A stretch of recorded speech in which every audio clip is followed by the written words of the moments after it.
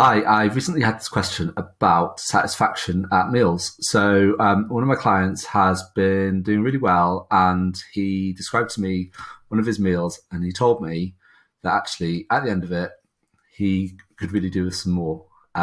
So we had a bit of a deep dive into the meal, and it consisted of essentially carbohydrates with a little bit of vegetables, like a smattering of vegetables, some chopped tomatoes and stuff like that. So it was basically pasta and tomatoes.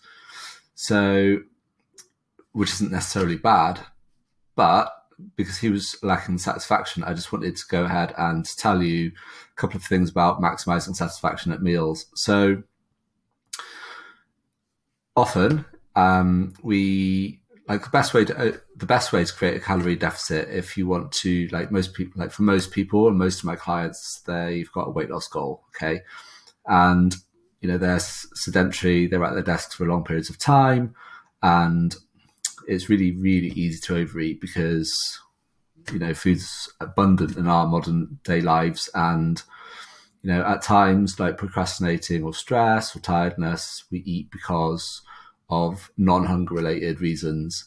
So in order to create a calorie deficit and in order to lose weight, it's really important to maximize satisfaction so that you don't overeat at other times in the day.